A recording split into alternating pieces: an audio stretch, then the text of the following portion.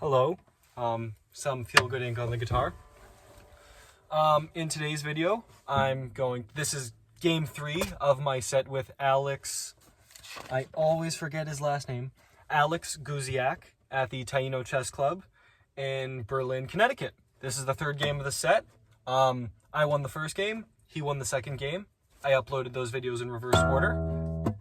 And this is the third game. And this is the one that I'm the most disappointed with, because as you'll see later, I got just from a human analytical perspective, just an objectively better endgame. And I made a positional mistake, which I now learned from and I won't repeat again, but this is one of the games I learned from the most, and I hope you enjoy. Let's get into the review. All right, let's get into the game. I just had to update my storage because apparently I ran out of storage because of these videos, but whatever, live and learn. So if you remember, he took the first game, I took the second game. This is the tiebreaker. So I open with my tried and true e4, and he goes for g6, trying something different. So he doesn't fight for the center, so I take the center with d4. And now he plays d6. And d6 opens line for the bishop, but more importantly, this symbolizes that it's going to be a King's Indian sort of game, where he's going to get this setup where he puts his knight here, his bishop here, and he castles. And then it's just super solid. You know, it's a very solid setup. But it takes some moves to do that. So, d6. After d6, I played knight f3. I get this knight out. I like to castle. It just seems solid. He then plays bishop g7, continuing his game plan. Now, I like playing c3 in these positions. It's probably not the most computer accurate, but it's practical from a human standpoint, because this bishop, to use a very good chess term I learned in Harvard Square from my boy Cliff, he's awesome. I played with him for money, and then I asked him to show me some games and pointers, improve my game, and he's been a huge help in my development as a chess player. Shout out to Cliff in Harvard Square, he's been playing there for decades. But with this bishop here, and with me playing c3, this bishop bites on granite. And what that means is this bishop will always be aiming at this pawn, but he can never take that pawn, right? Because if he takes the pawn takes the bishop. So he's punching a brick wall, right? Like, nothing's happening with this bishop on this diagonal. So c3 is a very practical move. He plays c6, which I found interesting. It kind of blocks in the knight, but I mean, I guess it prepares d5 in a different way. d5 in a different way. I play bishop f4. In these systems, I'm not sure if I implemented it in this game, but with my bishops, I like playing one more aggressive and one more defensive. Though I think I might change that and just start playing both defensive. But we'll see. Bishop f4. I'm still experimenting with these sort of structures. Bishop f4 is what I played.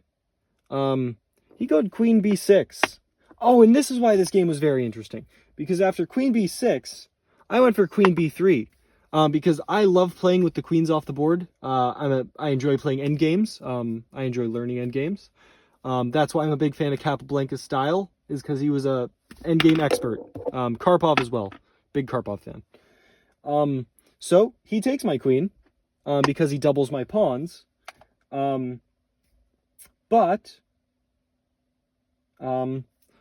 Yes, he doubles my pawns, But this pawn's heading towards the center. It helps this. And more importantly, my rook gets open. So sometimes doubled pawns aren't bad. And they're not on my king side either. So I'm going to castle this way and I'm still going to be fine. So then we have knight b. Oh, I missed a move. He had already played knight f6 at some point. Imagine he already did, right? Fuck it. He did it somewhere. Knight f6. And then he plays knight b to d2. Here we go. And I think he's going to get his knight there. That's where I would put it. Knight b to d2. I play knight b to d7. Or, I fucked up the move order. I play knight b d2 first. Oh, I've just missed a move in my notation. Okay, whatever. This is going to be fun. I play knight b to d2. He plays knight b to d7. 6. Oh, this is why. I need to go. You know what? I'm just going to end this recording. I'm going to go back a bit, and then it's all going to work out. Okay, I found where I made my mistake. So he played queen b6. I then played queen b3, offering the trade of queens. He didn't take my queen. He continued developing with knight f6. And then I took his queen because I like endgames, not him. And then he doubles his pawns, but it's okay for him because he gets the open rook, not me. Sorry for the confusion. So A takes b6, and then I continue to develop using my system of one bishop attacking, one bishop being more defensive, defending this pawn.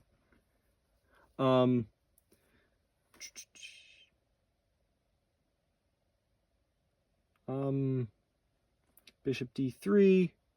He plays... Wait a minute. I didn't play bishop d3. I played knight b to d2. And then he played knight b to d7, developing as well. Sorry about all the mistakes in this game. It should be fine moving forward. I didn't analyze this game originally afterwards, so this is a fresh analysis with you guys as well. Knight b d2, knight b d7. Now I play bishop d3, using my system of one bishop defensive, one bishop offensive. He plays knight h5, attacking my bishop. That's overextended. And then I drop my bishop back to bishop e3. And then I get the two defensive bishops system anyway. So I think I should just continually play the double defensive bishop system and then just play super solid. It might play for a draw more, but I think at my level I should just hunker down and then get those endgame skills. Learn to play for a draw and then be able to play for a win later. So bishop e3, and then he plays e5, trying to open things up. I am an enjoyer of open games, so I play... Oh, sorry. e5. So many errors this game. e5. I play d takes e5 because I enjoy open games. Then he plays d takes e5. And then... I'm saying a lot as well. Noted. Then I play knight to c4, which is a good square for my knight. It attacks this pawn. But is it? Because he plays b5 and he attacks my knight. And I'm like, oh, well, my knight has to go somewhere. So I don't want to move my knight backwards and look dumb. So I play knight d6 with a check. The king goes to e7, which is a good square because the queens are off the board, so the king activates. And then I sacrifice my knight for his bishop because we're in an endgame. The position is somewhat open, and I have the bishop pair, which will be an advantage in this endgame. So then the h rook takes my knight because this rook's not doing anything over here, and then I just castle because I have the right to. Castling here might not even have been that good, Maybe, like, just playing king there might have been fine.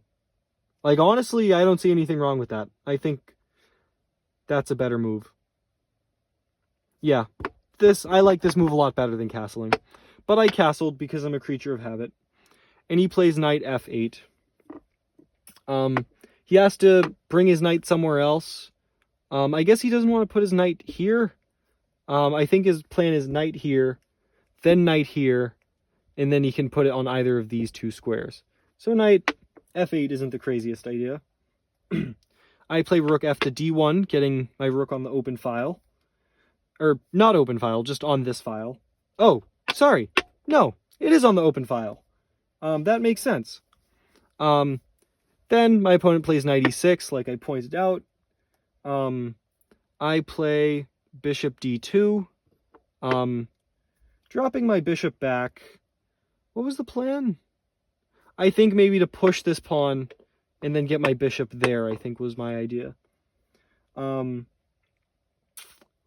many I'm saying. My opponent plays knight f4. I play g3. Is that right? Oh, no. Another mistake. Oh well. I played bishop b2. Because I want to get my bishop somewhere over here, as well as that knight no longer jumps in attacking where my bishop was. So bishop b2, knight f4, and then I play g3 attacking the knight. Oh, there's the fucking tripod falling. This is one of my weaker videos. Oh well. I enjoyed the feel good ink at the start of the video. That was nice. Remember when I did that? Remember Star Wars? Alright, I'm going off the rails, adjusting this tripod. Tripod adjusted somewhat, not really, it fell again. Alright, that will suffice. G3 was my move. The knight goes back to h5. After knight h5, I play knight g5, offering a trade of knights. His knight takes, because I guess it's not doing anything good where it was. My bishop takes. And, like, look at this position, right? I have the bishop pair. I have control of the open file. His pawns are doubled. My pawns are fine. There's no reason I'm not better in this position, right? Like, it's just... And this is a check. Bishop g5 takes back with a check. So, like, what is it? The king moves. Or no. Bishop g5 check. Bishop f6. He blocks. And, like... Oh, man. Just look at this position. It's awesome. I have the bishop pair. I have the open file. My pawns are not doubled. His are. This is... worst case scenario, a draw. But, like... I guess I don't feel good about it because I lost this position, but whatever. Bishop g5 check, bishop f6. I play g4, attacking this knight. The knight hops to f4, a square that I just gave up. Which I guess I shouldn't have pushed this pawn, because rule of thumb, anytime you push a pawn, you create a weakness. When I move this pawn, it allows that knight to hop there. So this is where I made the crucial positional mistake. I have the bishop pair, and I should just keep the bishop pair. But instead, I took this knight with the idea that the pawn takes back, and now his pawns are doubled. This pawn is going to be hard to defend. But it's not going to be hard to defend.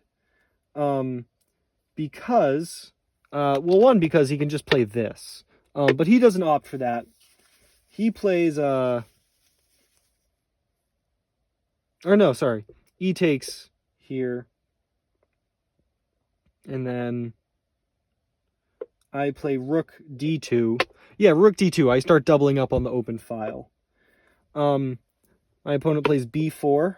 Just pushing stuff here. I ignore that completely. And I just double on the open file. My opponent wants to trade. He plays rook d8. And here, afterwards, I remember talking, I should have traded here. But But instead I played c takes b4, because now after rook takes d2, rook takes d2, my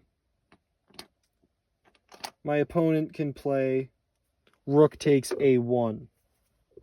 And I completely missed that. And that's the doubling the pawns and opening this file paying off from the opening. So I'm like, okay, this position has gone to shit, right? Because now it's bishops of opposite colors, so like kind of drawish. My pawns are now doubled, and like it's 4-on-4 here, 2-on-2, except my pawns are doubled, and I don't know how I let this happen. It was taking on f4 with my bishop. That was the mistake, and I reaped what I'd sown. I also had to take here to not allow this to happen.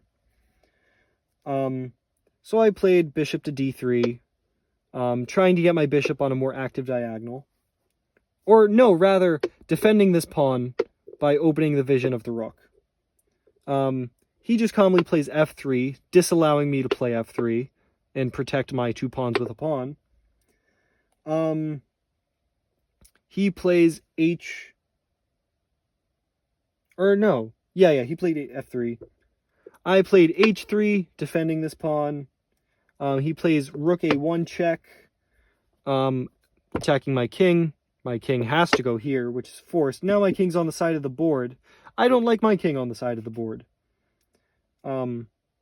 Wait, which is why I didn't play here. I lied, I tricked you. I could have played there, but I didn't want to. I blocked with bishop f1, which still is not good. I've now moved into a pin. He plays rook b1, attacking this pawn, making sure this rook can't move off this row. And then I play rook... What do I play? I play rook to d3. And my mindset is, he's going to get this pawn, but I get this pawn, and maybe I have some counterplay. This doesn't work, because he plays rook takes b2. I play rook takes f3. And then he gets 2 pawns. Rook takes b4. And look, he has 2 connected passed pawns in this endgame. How did I let this happen? My position was so good. I had control of the open file. I had the bishop pair. He had doubled pawns. I didn't. I had every endgame advantage. But it came to shit. I played rook a3, trying to get counterplay over here. He plays bishop d4. Like a good shogi player, he centralizes his bishop. I play king g2, trying to get my king in the game. He plays rook b2, pinning this pawn, meaning I can't defend it again, and it's double attacked now, right? Like, how do I defend that pawn? I defend it with rook f3. Good thinking, past Patrick. He plays b5, pushing his passed pawns. I try something with rook f4, but this is just a bad idea. Because after f3, if I try to push this pawn, which was my idea, he either takes with the bishop or he takes with the pawn, and both are defended. So, where are we? f3, rook f3. He just continues with c5, and he just continues pushing these passed pawns. I play bishop takes because, like, I have to do something to stop these passed pawns. This position's resignable now. I didn't resign yet. His rook takes my bishop, and, like, this game is over. It was over for a while. Which is a shame, because I played very well. I played the opening well, and the middle game well. Well, technically the middle game was, it went from straight opening to end game. But, like, I had all the advantages, I just did not use them properly. Which is fine. You know, it's one thing to know how to get a winning position. It's another to know how to actually win it. But rook takes b5. I play rook d3. Uh-oh. Hold on. Rook d3. Oh yeah, I went back to f3 at some point. And now I go rook d3. And he just goes rook b2. Because I can't take this, because then I'm just losing. So I go king f1. Sorry, king f1. And then the rook takes on f2 with check. The king can't take back. And this is where I resigned. I could have resigned earlier. Like, I just have nothing. He's up a bishop. He has a passed pawn. My king's under attack. This is... right? Actually, the rook deserves to be there because it won. The king falls. Let me flip the camera around now. But yeah, that concludes my set with Alex. It was good. He was the first good player. Not good. First very strong player that I played. I was happy to get the one game I got on him. Though, I think I could have won all three. The first one could have been a draw. Maybe even this one could have been a draw. But in both of those positions, I had the advantage. In the first game, his attack ran out of steam. And then I just had to trade more pieces and get the winning endgame up pawn. In this one, I had the open file, better pawn structure, thought a card was coming, and the bishop pair. I traded my bishop for his knight on f4, doubling his pawns, but I should have kept the bishop pair. It's like 2 a.m. I just banged out recording these 3 videos.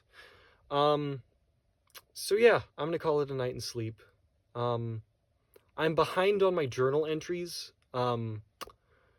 which I don't like. I don't want the videos to take away from my journal entries because I like having that log. You know, it has more of a je ne sais quoi, right? Like, look at this. Is it still rolling? Yeah. Like, look at how much I've written. All in cursive. I've written like 60 pages so far. Probably more. Yeah, I like it. It's nice. But